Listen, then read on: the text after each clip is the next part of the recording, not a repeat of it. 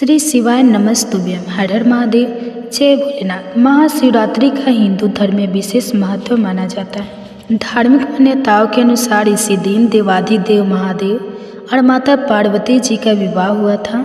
वैदिक पंचांग के अनुसार फाल्गुन माह की चतुर्दशी तिथि के दिन हर वर्ष महाशिवरात्रि का पावन पर्व मनाया जाता है। इसलिए इस दिन भक्त भगवान शिव और देवी पार्वती के निमित्त व्रत भी रखते हैं। पूरे विधि विधान से पूजा पाठ, खास तौर पर शिवलिंग का अभिषेक करते हैं और कई जगह पर तो भगवान शिव की बारात भी निकाली जाती है। लेकिन क्या आपको पता है कि शिवरात्रि के पावन पर्व पर अगर कुछ विशेष चीज़ें घर पर लाई जाए तो यह बहुत ही शुभ मानी जाती है। तो चलिए आज की इस वीडियो में आपको बताते हैं कि ऐसी कौन कौन सी चीज़ें हैं जो कि आप अपने घर पर ला सकते हैं। साथ ही साथ आप यह भी जानेंगे कि इस बार महाशिवरात्रि का पर्व कब मनाया जाएगा, 4 पहर की पूजा का शुभ मुहूर्त कौन कौन सा रहेगा और प्रदोष काल का और निश्चित काल का मुहूर्त कब से कब तक रहेगा। सबसे पहले जानते हैं ऐसी कौन सी चीज़ें हैं जो आप इस दिन घर पर ला सकते हैं। तो सबसे पहली चीज़ है शिव परिवार। धार्मिक मान्यताओं के अनुसार महाशिवरात्रि के दिन घर में शिव परिवार लाना बहुत ही शुभ माना जाता है। आप अपने घर में एक तस्वीर ला सकते हैं या फिर आप प्रतिमा भी ला सकते हैं जिसमें भोलेनाथ के साथ साथ माता पार्वती, भगवान शंकर, कार्तिकेय जी, नंदी जी और उनके गण भी साथ में हो। मान्यता है कि घर में शिव परिवार की उपस्थिति होने से आपके परिवार पर सदैव भगवान भोलेनाथ का आशीर्वाद बना रहता है। अगली चीज़ है पारंत शिवलिंग। अगर आप घर पर शिवलिंग लाना चाहते हैं, क्योंकि बहुत से लोग शिवलिंग का अभिषेक या प्रदोष काल हो या चतुर्दशी का व्रत हो, शिवरात्रि का व्रत हो या सोमवार का व्रत हो, तो घर में ही शिवलिंग की पूजा करना चाहते हैं, अभिषेक करना चाहते हैं, तो शिवलिंग की यदि पूजा आप घर पर करना चाहते हैं तो पारत शिवलिंग सबसे बेहतर होते हैं और उन्हीं का आपको पूजन या अभिषेक करना चाहिए। तो अगर आप घर पर शिवलिंग लाना चाहते हैं, उन्हें स्थापित करना चाहते हैं, तो आप महाशिवरात्रि के दिन घर पर पारत शिवलिंग लेकर आए। ध्यान रखिए, जब आप शिवलिंग खरीद कर लाते हैं तो साथ में कोई मीठी वस्तु अवश्य लेकर आए। और यदि आप पारत शिवलिंग की स्थापना घर में करते हैं तो ना सिर्फ आपको भगवान का आशीर्वाद प्राप्त होता है, बल्कि घर के जितने भी वास्तु दोष हैं, काल सर्प दोष हो, प्रेत दोष हो, कोई ग्रह दोष हो, तो वो दोष दूर होता है, शांत होता है। अगली वस्तु है रुद्राक्ष। महाशिवरात्रि के दिन घर में रुद्राक्ष लाना बहुत शुभ माना जाता है, भगवान शिव का स्वरूप माना जाता है रुद्राक्ष को। इसलिए अगर आप शिवरात्रि के दिन आप रुद्राक्ष खरीद कर लाते हैं तो विधि पूर्वक अभिषेक करके इसे घर में रखते हैं और इसका 108 बार जाप करते हैं, तो इससे भी आपको भोलेनाथ की कृपा प्राप्त होती है। और इसके साथ ही रुद्राक्ष आपके जीवन के सारे रोग, शोक और दुखों का निवारण भी करता है। आप रुद्राक्ष की माला ला सकते हैं या फिर आप पंचमुखी रुद्राक्ष भी घर में रख सकते हैं। अब जानिए इस बार महाशिवरात्रि के शुभ मुहूर्त के बारे में। इस बार फाल्गुन कृष्ण चतुर्दशी तिथि प्रारंभ होगी 26 फरवरी बुधवार को सुबह 11:09 से और चतुर्दशी तिथि समाप्त होगी 27 फरवरी दिन गुरुवार को सुबह 8:54 पर। ऐसे में उदय तिथि के अनुसार इस पर 26 फरवरी बुधवार को ही केवल महाशिवरात्रि का व्रत रहेगा। व्रत सुबह सूर्योदय से प्रारंभ होकर अगले दिन के सूर्योदय तक रहेगा। शिवरात्रि के व्रत में बहुत से लोग निराहार निर्जल रहकर व्रत रखते हैं, तो कुछ लोग एक समय फलाहार ग्रहण करके भी व्रत रखते हैं।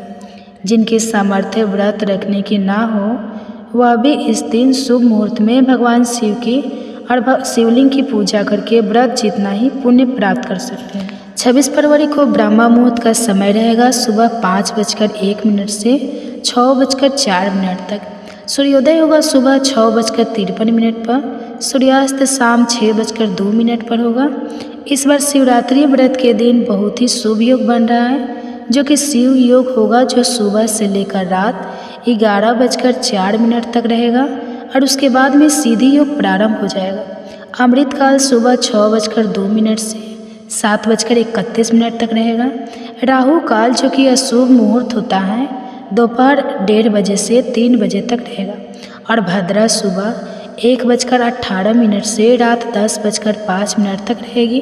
भगवान शिव की पूजा के 4 पहर में प्रथम पूजा का मुहूर्त प्रारंभ होगा शाम 6:19 से 9:26 तक। पूजा का दूसरा पहर रात 9:06 से मध्यरात्रि 12:34 तक रहेगा। तीसरा पहर रात 12:34 से सुबह 3:41 तक रहेगा। चौथा पहर पूजा का रहेगा 27 फरवरी गुरुवार को सुबह 3:04 से 6:48 तक। वैसे तो भगवान शिव के भक्तों को इन चारों पहरों की ही पूजा करनी चाहिए। अगर 4 पहर में पूजा करना संभव ना हो पाए तो प्रथम पहर और अंतिम पहर के अलावा निश्चित काल मुहूर्त और प्रदोष काल में भी पूजा करनी चाहिए। तो 26 फरवरी बुधवार को प्रदोष काल रहेगा शाम 5:04 से 7:10 तक। निश्चिता काल मुहूर्त रहेगा रात 12:09 से 12:59 तक। आसपास शिव मंदिर में जाकर शिवलिंग का अभिषेक कर सकते हैं, पंचामृत जल अर्पित कर सकते हैं। अगर ऐसा करना संभव ना हो तो आप मानसिक रूप से भी भगवान शिव के ओम नमः शिवाय मंत्र का सच्चे मन से जाप करके भी आप मानसिक पूजा शुभ मुहूर्त के दौरान कर सकते हैं। व्रत का पारण हमेशा अगले दिन जल चढ़ाने के बाद किया जाता है। तो 27 फरवरी गुरुवार को शिवरात्रि व्रत खोला जाएगा सुबह 6:53 से 8:54 के बीच में। इस समय भगवान शिव को अर्पित किया गया प्रसाद ग्रहण करने के बाद सात्विक भोजन ग्रहण किया जा सकता है। और क्योंकि इस पर भद्रा का वास पाताल लोक में रहेगा तो पाताल लोक में भद्रा होने से पृथ्वी लोक पर अशुभ नहीं मानी जाएगी। ऐसे में भद्रा काल के समय आप पूजा पाठ कर सकते हैं, जल अभिषेक भी कर सकते हैं। लेकिन जो लोग भद्रा का बहुत ज़्यादा विचार मानते हो उन्हें सुबह भद्रा काल लगने से पहले और रात को भद्रा समाप्त होने के बाद पूजा करनी चाहिए। तो ये थी महाशिवरात्रि 2025 की जानकारी। अब सुनिए महाशिवरात्रि के दिन गायों को कौन से ऐसी चीज़ खिलाने से हमें सुख समृद्धि और संतान योग की प्राप्ति होती है। महाशिवरात्रि के दिन भगवान भोलेनाथ को प्रसन्न करने के लिए हमें कौन से ऐसे कार्य करना चाहिए जिससे भगवान भोलेनाथ और माता पार्वती का आशीर्वाद हमें सदैव मिले। और उस दिन गाय को कौन से ऐसे चीज़ खिलाने से हमें संतान सुख की प्राप्ति होती है। चलिए बिना देरी किए हुए इस वीडियो के माध्यम से जानते हैं।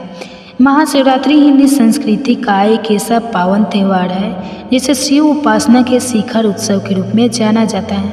पंचांग के अनुसार यह पर्व फाल्गुन मास के कृष्ण पक्ष की चतुर्दशी तिथि को मनाया जाता है। ग्रेगोरियल कैलेंडर के आधार पर देखा जाए तो वर्ष 2025 में महाशिवरात्रि का आयोजन प्रायः 26 फरवरी 2025 बुधवार को संपन्न होगा।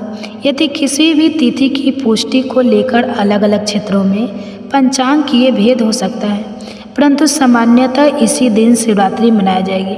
प्रातःकाल से देर रात तक इस दिन श्रद्धालुओं का सैलाब मंदिरों में उमड़ता है, जहां भगवान शिव का रुद्राभिषेक, रात्रि जागरण, भजन कीर्तन और विविध अनुष्ठान होते हैं। इस पर्व में शिव की महिमा का गुणगान, शिवलिंग पर जल, दूध, दही, शहद और बेलपत्र चढ़ाकर किए जाने वाले अभिषेक और ओम नमः शिवाय मंत्र के सामूहिक जाप का विशेष महत्व माना जाता है। शिव के प्रति जन सामान्य में व्यापक सम्मान और श्रद्धा का कारण उनकी लोभ धार्मिकता है। शिव का रूप कहीं अघोर धनी है तो कहीं नटराज के भव्य रूप में उनका सार्वभौमिक नृत्य दिखाई पड़ता है।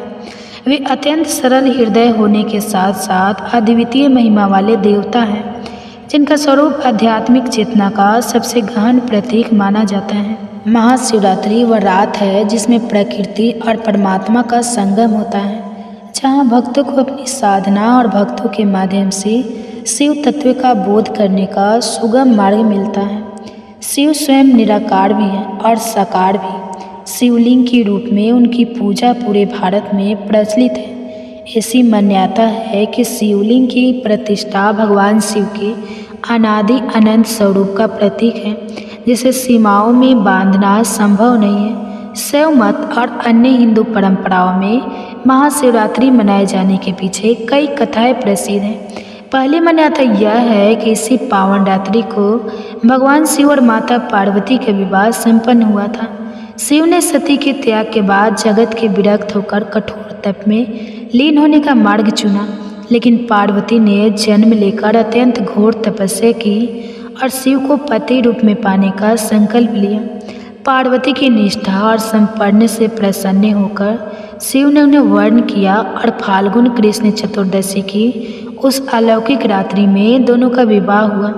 इसी कारण महाशिवरात्रि को शिव पार्वती के महामिलन का उत्सव भी कहा जाता है, जहाँ प्रकृति पार्वती और परम चेतना शिव का पावन सामंजस्य दिखाई पड़ता है। एक दूसरी लोकप्रिय कथा समुद्र मंथन से जुड़ी है। देवताओं और दानवों ने अमृत निकालने के लिए क्षीर सागर का मंथन किया था, जिसमें अनेक मूल्यवान रत्नों के साथ साथ भयानक हलाहल विष भी निकला। यह विष इतना प्रचंड था कि समस्त सृष्टि के विनाश का कारण बन सकता था। तब भगवान शिव ने संसार की रक्षा के लिए उस विष को अपने कंठ में धारण कर लिया, जिसके परिणाम स्वरूप उनका कंठ लीना पड़ गया और वो नीलकंठ कहलाए। इसे शिव का परोपकार और उदार हृदय का प्रमाण माना जाता है। किंवदंती है कि विष धारण करने की यह दिव्य लीला शिवरात्रि की पावन रात्रि में ही संपन्न हुई थी। अतः इस दिन को शिव की करुणा और त्याग का स्मरण करते हुए बड़े ही आदर और भक्ति से मनाया जाता है।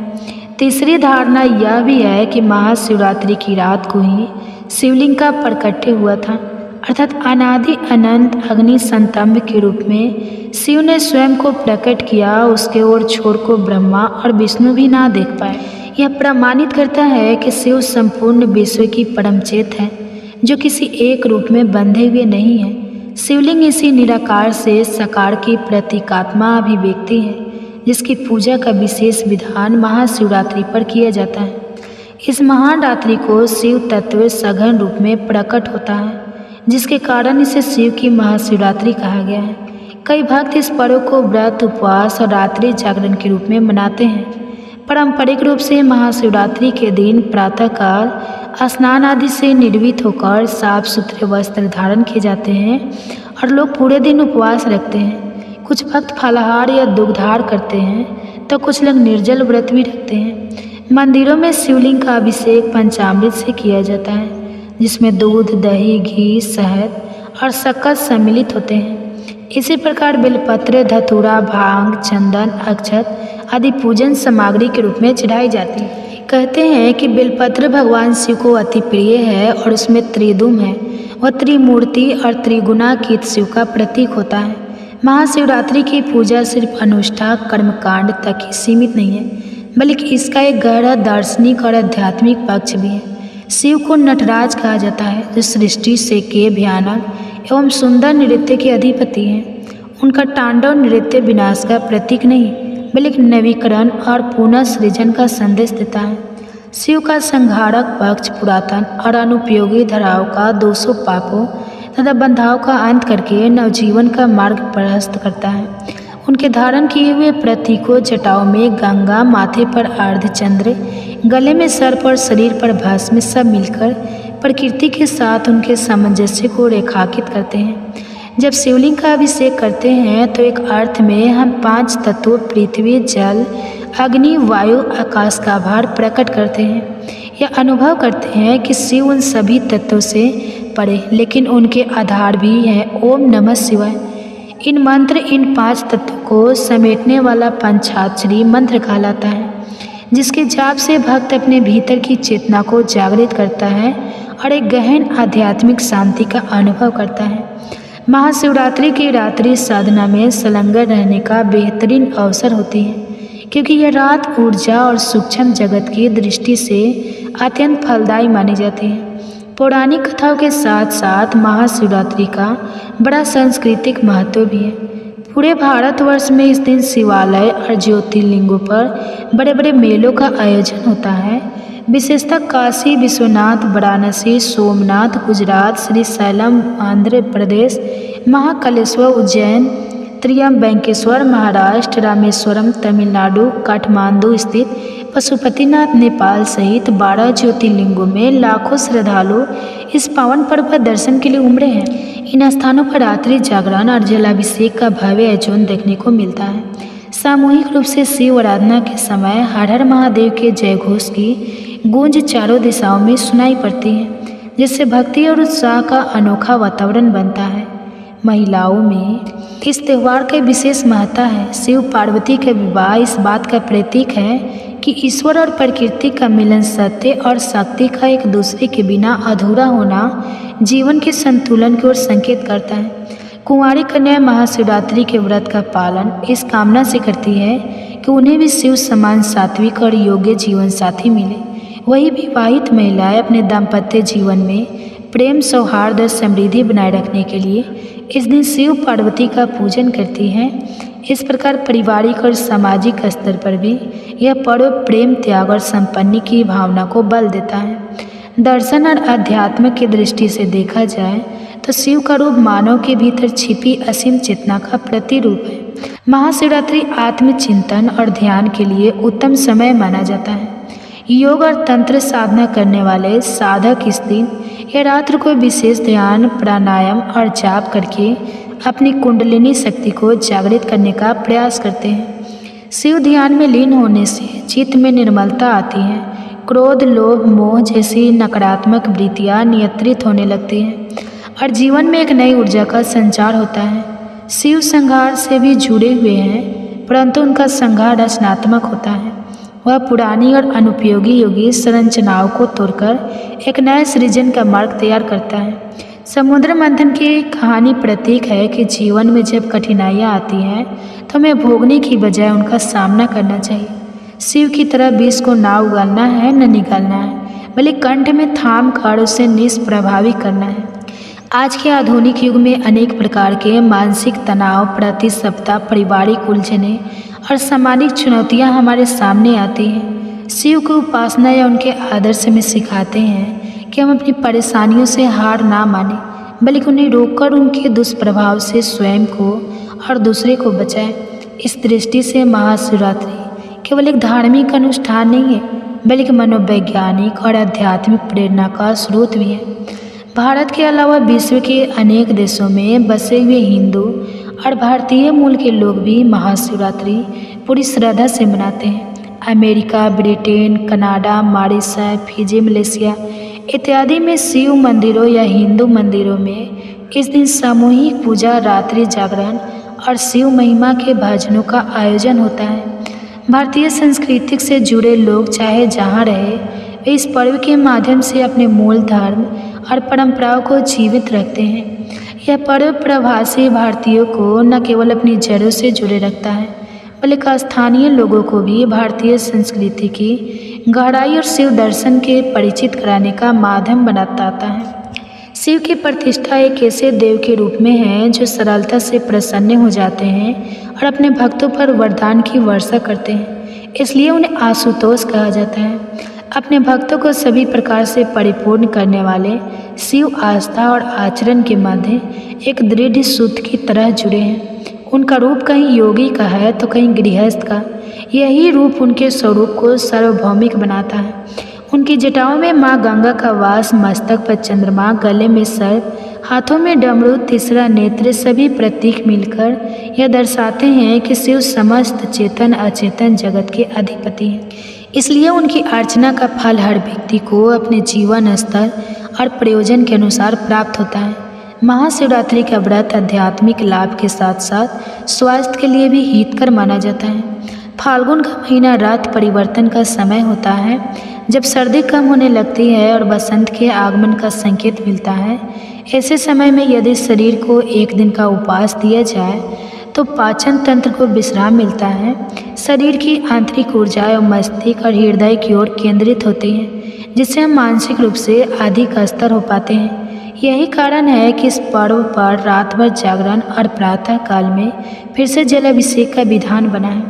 आध्यात्मिक दृष्टि से जागरण का अर्थ सिर्फ सोने न सोने से नहीं है, बल्कि अपने चित्त की अज्ञान निद्रा से जागना भी है।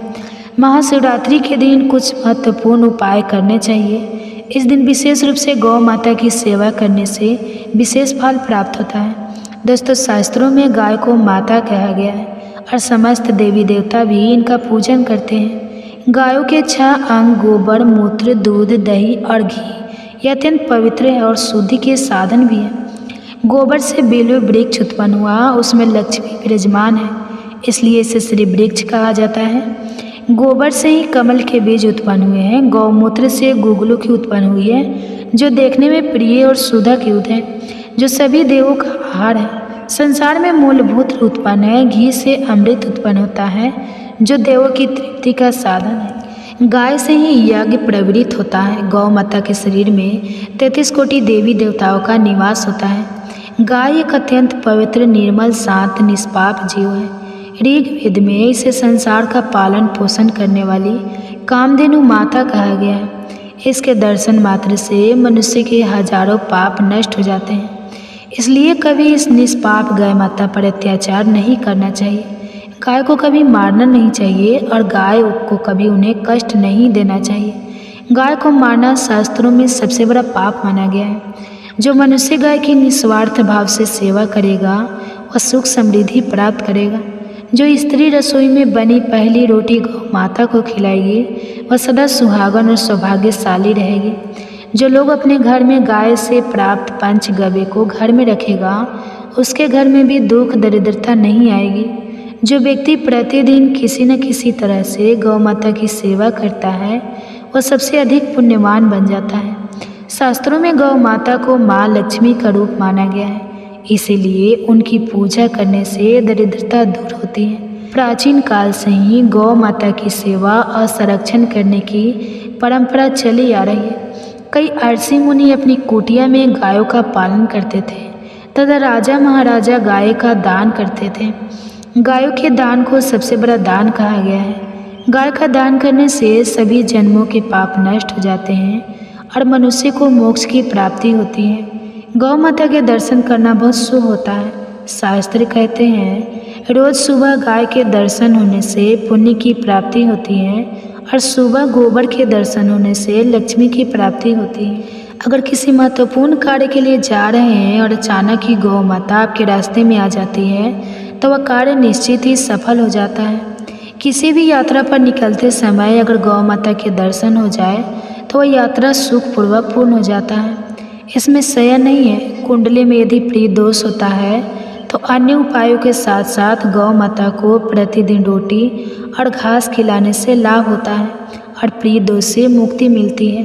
इसी तरह कुंडली में यदि छन की 7.5 या महादशा है तो हर शनिवार और अमावस्या को काले रंग की गाय को घास या रोटी खिलाएं और उसकी पूजा करें। इससे शनि दोष कम होता है। गौमूत्र यानी कि गाय का मूत्र बहुत ही उपयोगी, पवित्र और स्वास्थ्य की दृष्टि से अत्यंत हितकारी होता है। आध्यात्मिक दृष्टि से तो गौमूत्र का महत्व है ही, साथ ही वैज्ञानिक और व्यवस्था की दृष्टि से भी गौमूत्र के बहुत से लाभ बताए गए हैं। गौमूत्र में बहुत से खनिज पदार्थ और स्वास्थ्यवर्धक तत्व होते हैं जो हमारे शरीर की शुद्धि करते हैं और बहुत से रोगों से भी बचाते हैं। साथ ही गौमूत्र छिड़कने से वातावरण में शुद्धता और पवित्रता व्याप्त हो जाती है। इसलिए हमारे शास्त्रों में शरीर को निरोगी रखने के लिए प्रतिदिन गौमूत्र का सेवन करने तथा घर में गौमूत्र छिड़कने के लिए कहा गया है। कुंडली में शुक्र ग्रह की स्थिति को मजबूत करने के लिए ज्योतिष शास्त्र के अनुसार सुबह के भोजन में सबसे पहली रोटी निकालकर एक सफ़ेद गाय को खिलाना शुभ माना जाता है। अगर कुंडली में बुध ग्रह कमजोर है या किसी कारण इसके दुष्प्रभाव झेलने पड़ रहे हैं तो हर बुधवार के दिन गाय को हरा चारा खिलाना शुरू कर दें। इससे बुध से जुड़े दुष्प्रभाव दूर होंगे और आपको तमाम समस्याओं का हल मिल जाएगा। अगर कुंडली में मंगल दोष है जिसके कारण आपके जीवन में कई तरह की परेशानियां हैं तो लाल रंग की गाय की सेवा करें। मंगलवार के दिन गाय का पूजन करें और उसे गुड़ और चने आदि खिलाएं। बृहस्पति ग्रह को जीवन के सभी मांगलिक कार्यों का कारक माना जाता है। ऐसे में अगर किसी व्यक्ति के जीवन में विवाह आदि मांगलिक कार्यों में विघ्न निर्माण हो रहे हैं तो उन लोगों को कुंडली में बृहस्पति ग्रह की स्थिति को मजबूत करने के लिए रोटी पर गुड़ और चने रखकर गाय को खिला देना चाहिए। इससे शुभ परिणाम प्राप्त होते हैं। अगर घर में अशांति है, लड़ाई झगड़े होते रहते हैं तो घर में सुख शांति बनाए रखने के लिए घर के अंदर गाय के गोबर से बने उपले को जलाना चाहिए और उसका धुआं संपूर्ण घर में फैलाना चाहिए। इससे घर की नकारात्मक ऊर्जा नष्ट होती है और सकारात्मक ऊर्जा में वृद्धि होती है। गाय के दूध, दही, घी, गोबर और गौमूत्र से बनने वाले मिश्रण को पंचगव्य कहते हैं। पंचगव्य को पाप नाशक कहा जाता है और हिंदुओं की एक धार्मिक विधि प्रायश्चित करने में इसका उपयोग किया जाता है। पंचगव्य को बनाने वाली सभी वस्तु अत्यंत उपयोगी होती हैं, जो स्वास्थ्य के लिए लाभदायक तो है ही, साथ ही औषधीय गुणों से भी भरपूर है। अगर द्वार पर गौ माता आती है तो उसे बिना रोटी खिलाए जाने मत देना, नहीं तो दुर्भाग्य का सामना करना पड़ेगा, क्योंकि जिसके द्वार से गाय बिना कुछ प्राप्त किए लौट जाती है, उसके घर से लक्ष्मी भी चली जाती है। प्रत्येक स्त्री को प्रतिदिन गाय के लिए एक रोटी बनानी चाहिए और प्रेम से गौ माता को खिलानी चाहिए। इससे गौ माता का आशीर्वाद प्राप्त होता है और मन की इच्छाएं पूर्ण होती हैं। कुछ लोग गौ माता को बासी भोजन अथवा जूठन खिला देते हैं। इसे शास्त्रों में पाप माना गया है। आप किसी अन्य पशु को खिला सकते हैं, लेकिन गाय को कभी जूठन नहीं खिलाना चाहिए। भूख लगने के कारण गौ माता उस अन्न को ग्रहण तो कर लेती हैं, लेकिन उसका पाप उस व्यक्ति को लगता है जो गौ माता को ऐसा बासी भोजन खिलाता है। गाय एक शाकाहारी और पवित्र पशु है, इसलिए गाय के भोजन में कभी मांस, अंडे आदि चीज़ें नहीं डालनी चाहिए। ऐसा करने से महापाप लगता है। यदि कुंडली में चंद्र दोष है और जिसके कारण लगातार परेशानी उठानी पड़ रही है, तो रोटी पर सफ़ेद मक्खन, नमक और घी लगाकर गौ माता को खिला दे। यदि छंद दोष है तो आटे में थोड़े काले तिल मिलाकर रोटी बनाकर गौ माता को खिला दे। इससे छंद दोष समाप्त होता है। मंगल दोष को दूर करने के लिए रोटी पर हल्दी लगाकर गाय को खिलाना चाहिए। अगर घर में धन की समस्याएं है तो गुरुवार के दिन गाय को केले का फल खिलाना चाहिए। इससे दरिद्रता दूर होती है। गौ माता के पीठ पर एक उभरा हुआ कुबर होता है। उस कुबर में सूर्य केतु नाड़ी होती है। जब भी द्वार पर गौ माता पधारे तो इस कुबर को एक बार जरूर स्पर्श करें। इससे जीवन से सभी रोगों का अंत होगा और धन संपत्ति की प्राप्ति होगी। शास्त्रों में कहा गया है, जो मनुष्य तन मन धन से गौ माता की सेवा करता है वह मृत्यु के बाद बैतरणी नदी को गौ माता की पूंछ पकड़कर पार कर लेता है। उस व्यक्ति की अकाल मृत्यु नहीं होती और उसे मोक्ष की प्राप्ति होती है। जिस व्यक्ति के भाग्य की रेखा सोई हुई है, अगर वह व्यक्ति अपनी हथेली पर गुड़ रखकर गौ माता की जीभ से चाटता है तो उसकी सोई हुई भाग्य रेखा खुल जाती है और उसका दुर्भाग्य सौभाग्य में परिवर्तित हो जाता है। उम्मीद है जानकारी पसंद आई होगी। वीडियो को लाइक जरूर करें, कमेंट में हर हर महादेव अवश्य लिखें। साथ ही चैनल को सब्सक्राइब करें ताकि ऐसे ही आध्यात्मिक जानकारी आपको प्राप्त हो। आप सभी का तहे दिल से धन्यवाद।